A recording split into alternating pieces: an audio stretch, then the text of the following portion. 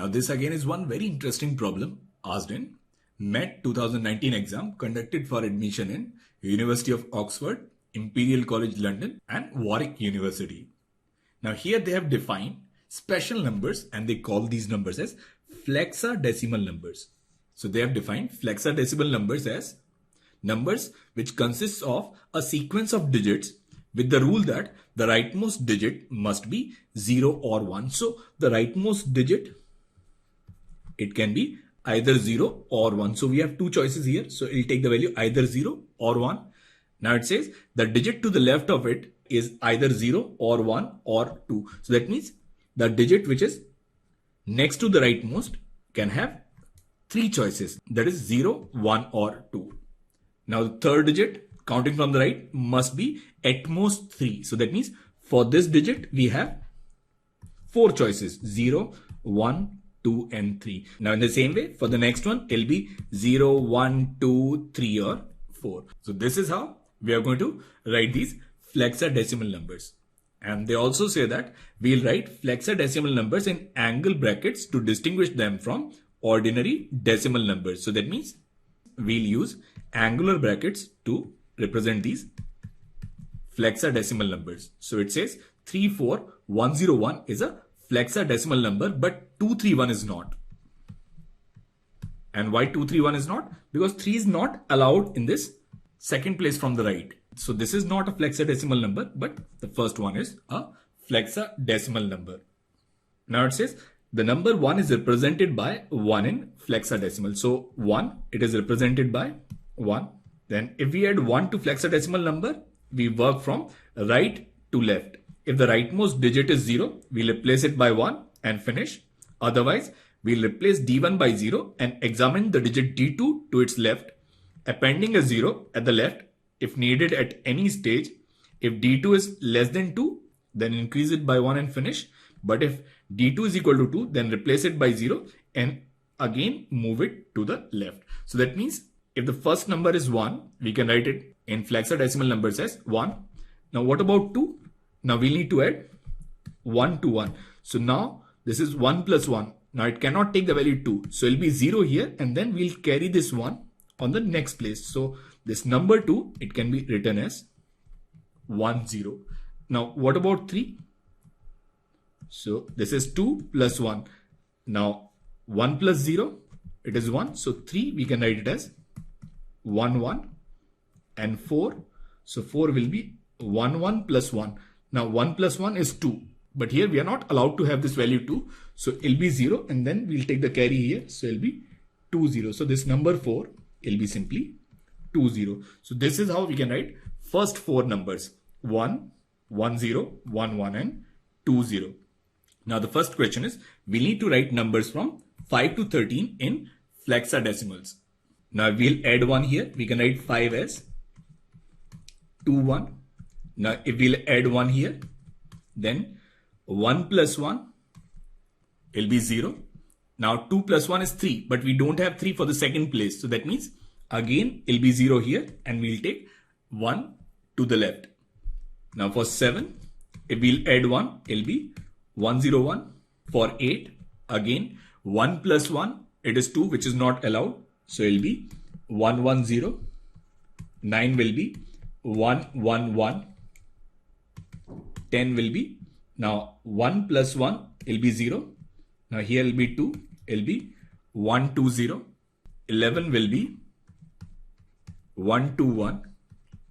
Now for 12, we need to add 1. So 1 plus 1 again will be 0. Now 2 plus 1 is 3 and 3 is not allowed in the second place. So again, we'll carry this 1 here. So here 1 plus 1 will be simply 2.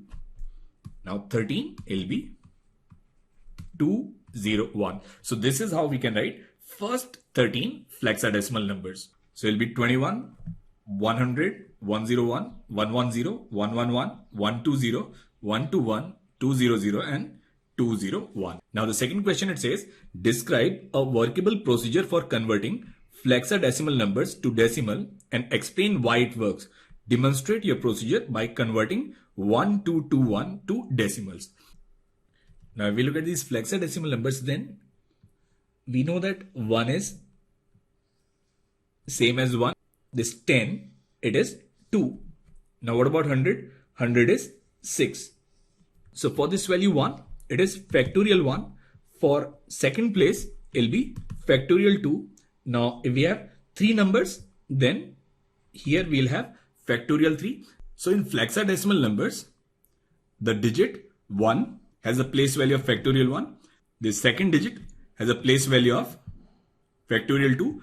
Third digit has a place value of factorial 3. Fourth digit has a place value of factorial 4. So that means in general, digit k counted from the right has a place value of factorial k. So if we have any number which is say an minus 1, then a2, a1 and a0, then it'll be a0 into factorial 1 plus a1 into factorial 2 plus a3 into factorial 3. So this is how we can convert any flexadecimal number into its equivalent decimal number.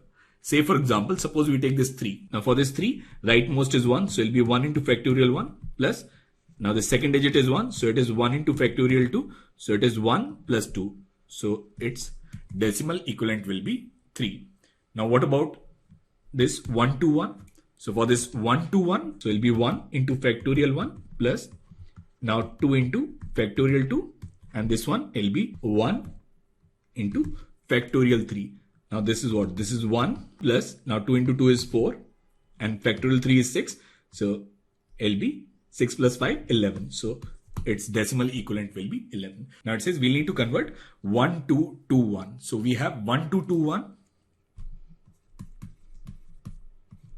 Now this is 1. So it'll be 1 into factorial 1. Now next one is 2. So it'll be 2 into factorial 2. Third is 2 into factorial 3. And then it'll be 1 into factorial 4. So it'll be 1 plus 4. Now this is 6 into 2, 12. And factorial 4 is 24. So decimal equivalent of 1 to 2, 1 is 41. Now the third question is, we need to find a workable procedure for converting decimal numbers to flexadecimal, and we need to demonstrate it by converting 255 to flexadecimal. Now we know that any digit counting from the right has a place value of factorial k. So when we are given any number, then what we'll do is for the rightmost digit, we'll divide that number with 2. Now for the second place, we know its place value is factorial 2. So whatever quotient we get in the first part, we'll divide it by 3. So we'll get the second right position.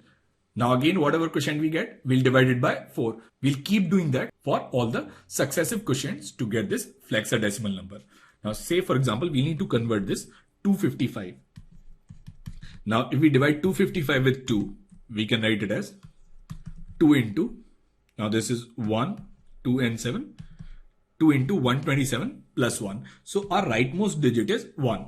Now for the second place, we need to divide this 127 with 3. So we'll divide this 127 into 3. We can actually write this as 3 into 42 plus 1 into 2 and then plus 1.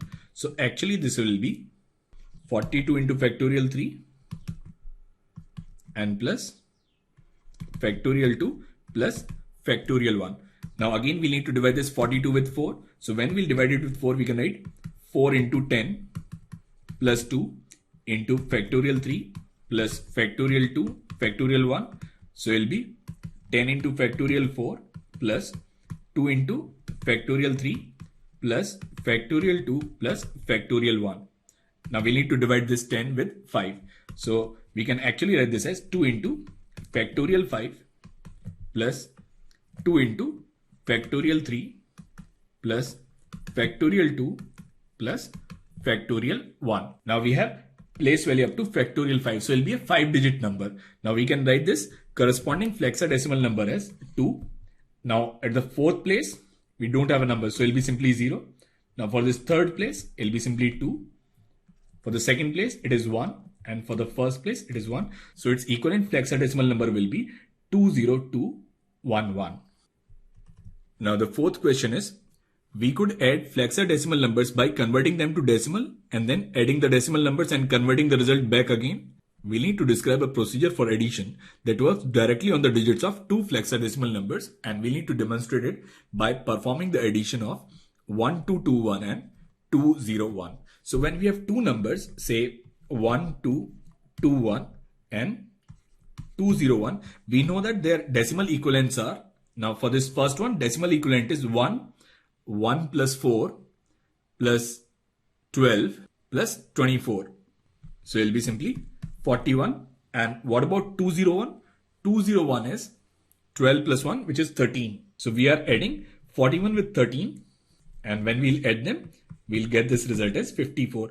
Now, how can we add these two numbers directly? Now, in order to add these two numbers, what we'll do is on top of every digit, starting from the rightmost, we'll put the highest number that the particular digit can take. Now here, for the first one, highest is 1. For the second one, highest is 2. For the third one, it is 3. And for the next one, it is 4. Now, when we'll add 1 plus 1, we'll take this as 0 and we'll write carry 1. Now, 1 plus 2 is 3. Now, 3 again is not allowed in the second position. So, it'll be 0 here and we'll take this carry 1. Now, this is 5. Now, here, the maximum possible value is 3. So, after 3, we'll get 0 and then next one, it'll be 1. So, it'll be 1 here and then we'll take 1 carry here. So, it'll be 2100. So if we'll add these two flexadecimal numbers, then their addition will be 2100, and we'll convert it into its decimal equivalent. So it'll be 0 plus 0. Now this is 1 into factorial 3 plus 2 into factorial 4. So this is 6 and this is 24 into 2, 48. Now 48 plus 6 is 54. So which is equal to its decimal addition. Now the fifth question is, we are given a flexadecimal number and we need to test whether it is a multiple of 3. Now how can we test that a number is a multiple of 3 without converting it to a decimal number? Suppose we are given any number whose rightmost digit is suppose A0, next to it is A1 and then A2 and then A3. Now we know that we can write this as A0 into factorial 1, A1 into factorial 2, A2 into factorial 3, A3 into factorial 4. Now all these sums starting from A2, they are divisible by 3 because it inherently contains factorial 3. Now this number will be divisible by 3 when this value A0 plus 2A1 is divisible by 3. Now what are the values possible for A0? So values possible for A0 are 0 and 1, and for A1 the possible values are 0, 1 and 2. Now their sum will be divisible by 3. So it will be divisible by 3 when either we'll take both of them as 0 or we'll take both of them as 1, 1, and there is no other way possible. So any number whose last two digits are 0, 0 or 1, 1 will always be divisible by 3. Otherwise, it won't be a multiple of 3. Now this last question, it is related to rank of a word. Now it says, consider all the possible arrangement of letters A, B, C, D, E, F. So A, B, C, D, E, F. Now in how many ways we can arrange these 6 letters? It can be done in factorial 6 ways. And we can write factorial 6 as 1, 0, 0, 0, 0, 0. So all these factorial 6 arrangements can be represented by flexadecimal numbers starting from 1 to 1, 0, 0, 0, 0, 0. Now it says, what arrangement appears in the position 3, 4, 1, 0, 1 in the list? Now one way of solving this question is, we can convert this number in decimal form and then we can find rank of the word starting from alphabetical order. But they'll be too lengthy for this question because if we are writing the number in flexadecimal form, it works wonders for us to shorten the solution. So we'll write these letters in alphabetical order. So it is A, B, C, D, E, F. Now we are given 3, 4, 1, 0, 1. Now we can write this flexadecimal number as 3 into factorial 5 plus 4 into factorial 4 plus 1 into factorial 3, 0 into factorial 2 and plus 1 into factorial 1. Now we look at this 3 into factorial 5. How many words will be formed that will start with A? So we have to arrange these remaining 5 letters. It can be done in factorial 5 ways. Words starting with B, again factorial 5. Words starting with C, it'll again be factorial 5. So when we have this 3 into factorial 5, that means we have counted all the words that start with A, B and C. That means our word, it is going to start with D. So now we don't have this D anymore. Now the next one is 4 into factorial 4. So that means this next letter will come after 4 letters from the left. So this is 1, 2, 3 and 4. So what's after 4? We have F after 4. So that means this next letter will be simply F. Now we'll come to 1 into factorial 3. So that means it'll be number after 1. So starting from the left, number after 1 is B. So it'll be D, F and B. Now what about this one? This is 0. So that means this number will be A itself. Now this is 1 into factorial 1. So we have to skip C. So it'll be simply E and C. So the word which is at a position 3, 4, 1, 0, 1 will be D, F, B, A, E, C. So this is how we solve the mystery of flexadecimal numbers and wonder its marvel.